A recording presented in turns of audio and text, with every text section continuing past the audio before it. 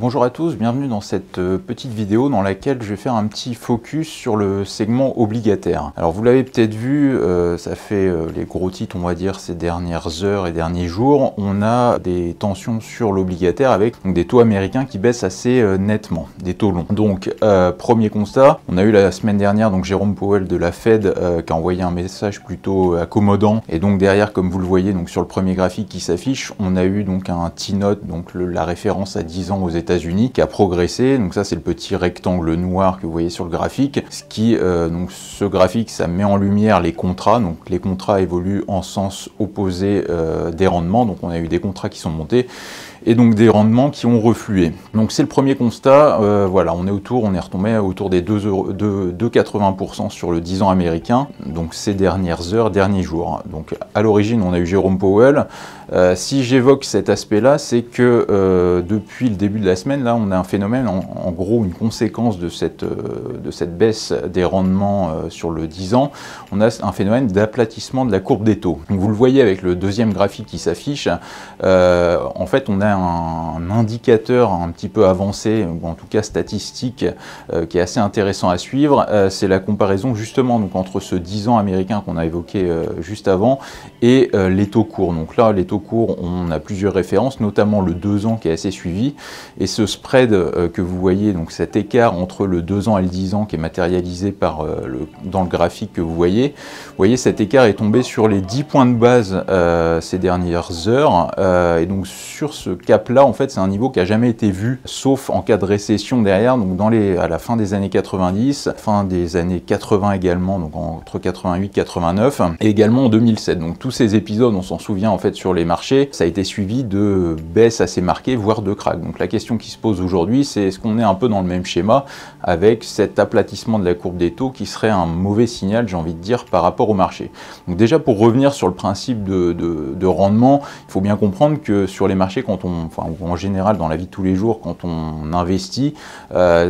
est logique d'avoir un rendement supérieur quand on investit à 10 ans en comparaison d'une échéance plus courte, donc par exemple sur le 2 ans. Par exemple, si vous prêtez, vous, à votre voisin, je sais pas, 20 000 ou 30 000 euros, il y a moins de risques qu'il fasse défaut, enfin qu'il ait un problème de liquidité dans les 2 ans que dans les 10 ans qui viennent. Donc c'est un peu ce même principe-là qui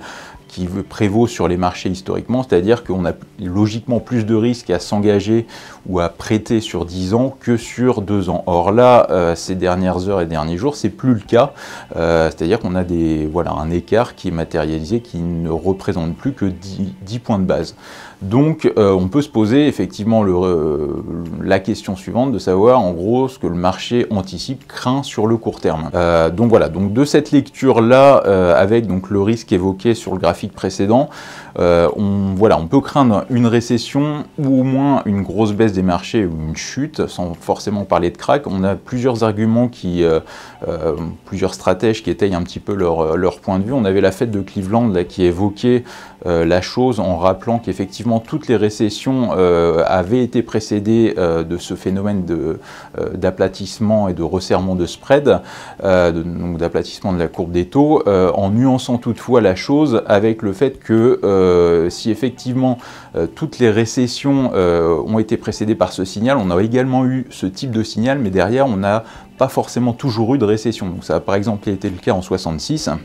Donc là on monte un peu plus loin, mais voilà, il faut mettre un petit peu la chose en lumière, c'est-à-dire que c'est effectivement un mauvais signal. Maintenant, j'ai envie de dire, c'est un signal nécessaire, mais pas forcément suffisant, notamment donc aux yeux de la Fed de Cleveland, pour justifier et craindre une récession. On a d'autres acteurs, notamment BPAM, qui évoquaient ce matin la notion en fait de comparaison du 10 ans, non pas avec le 2 ans, mais plus avec les taux courts à 3 mois, où, étant donné les politiques monétaires qu'on a eues ces dernières années, donc depuis globalement 10 ans avec la Fed et la BCE, et les quantitative easing, on serait un petit peu dans une période extraordinaire, donc ça on le sait un petit peu tous, donc ces dernières années, et donc pour lui, il conviendrait plutôt de prendre en comparaison le 10 ans et le taux à 3 mois. Donc là, pour le coup, le spread reste encore favorable, même s'il se resserre, mais on reste dans des niveaux logiquement positifs, j'ai envie de dire. Donc voilà, gardez bien cette notion voilà, de l'aplatissement de la courbe des taux à l'œil, parce que je pense que c'est vraiment quelque chose qui va être à surveiller dans les prochaines semaines et prochains mois. En conséquence, et pour en terminer là, on va faire un petit point rapide sur la situation du S&P 500. On a eu une remontée en début de semaine, donc sur des espoirs d'accord de trêve autour de la Chine et les États-Unis. Je pense que ces discussions vont dans le bon sens. Par contre, on a vu hier, donc mardi, mardi 4 décembre, une assez nette rechute des marchés avec des baisses de 2 à 3% en moyenne. Donc évidemment, le discours, l'aspect obligataire pèse. Donc il va vraiment falloir surveiller. Vous voyez sur mon graphique cette zone haute, schématiquement sur le S&P 500, on est dans un range que vous voyez, donc qui est délimité en rectangle bleu sur mon graphique, sur mon dernier graphique, avec les petites flèches de couleur à la hausse, donc verte et rouge. Donc schématiquement, pour qu'on puisse envisager l'hypothèse d'un rallye de fin d'année, je pense qu'il faudra vraiment dépasser ce cap pour alors rallier de nouveaux opérateurs et pouvoir espérer de nouveaux sommets. Donc voilà, évidemment, je pense que ça va dépendre en partie des prochaines évolutions sur la Chine, sur les discussions avec Trump, où ça reste quand même très aléatoire et